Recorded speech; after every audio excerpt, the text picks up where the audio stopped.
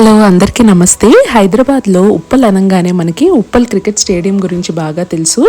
కానీ ప్రకృతి మధ్యలో ప్రశాంతమైన వాతావరణంలో ఉండే ఈ ఆలయం గురించి చాలా మందికి తెలీదు.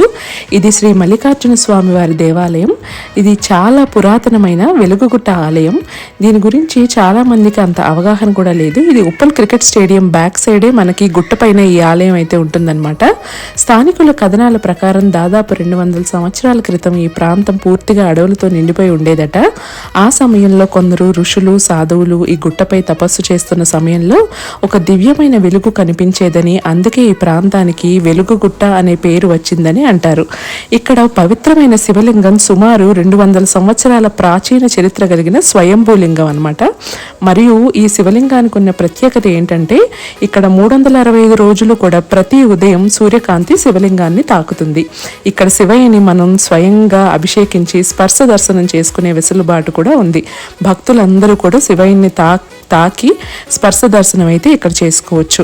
మనకి ఇదే ప్రాంతంలో అమ్మవారు కూడా దర్శనమిస్తారు. పంచముఖ హనుమంతుడి ఆలయం కూడా ఉంది. ఇంకా భ్రమరాంబ మల్లికార్జున స్వామి వారి విగ్రహాలు ఉన్న దేవాలయం కూడా ఉంది. ఇంకా నవగ్రహాలు కూడా ఈ ఆలయ ప్రాంగణంలో ఉంటాయి.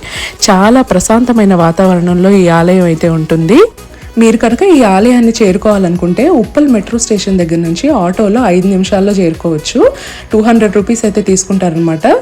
అండ్ ఈ టెంపుల్ మనకి ఉదయం 5:30కి ఓపెన్ అయ్యి ఉంటుంది అనమాట. 11 o'clock వరకు ఓపెన్లో ఉంటుంది. ఇంకా సాయంత్రం రావాలనుకుంటే 5:30 to 7:30 అయితే టెంపుల్ ఓపెన్లో ఉంటుందన్నమాట.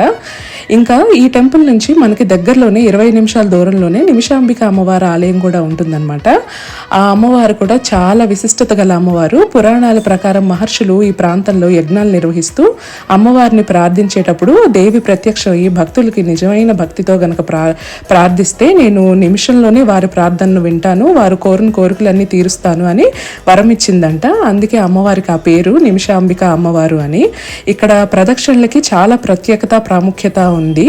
మనం భక్తితో అమ్మవారిని కోరుకుని 16 ప్రదక్షిణలు చేసి తర్వాత కోరిక తీరాక 108 ప్రదక్షిణలు అయితే చేయాలన్నమాట. మనకి ఎక్కువగా 108 ప్రదక్షిణలు చేసే వాళ్ళే ఇక్కడ కనపడుతూ ఉంటారు. అంటే అమ్మవారు వారి కోరికలన్నీ కూడా తీర్చిందనమాట. అంత విశిష్టత గల అమ్మవారు. ఈ హైదరాబాద్ పరిసర ప్రాంతాల్లో గనక మీరు ఉంటే ఈ 2 ప్రసిద్ధ ఆలయాల్ని తప్పకుండా సందర్శించండి. ఇక్కడ అమ్మవారికి హారతి అయితే ఇస్తున్నారు. మంగళవారం శుక్రవారాలు అమ్మవారికి ప్రత్యేక పూజలు కూడా ఇక్కడైతే నిర్వహిస్తారు.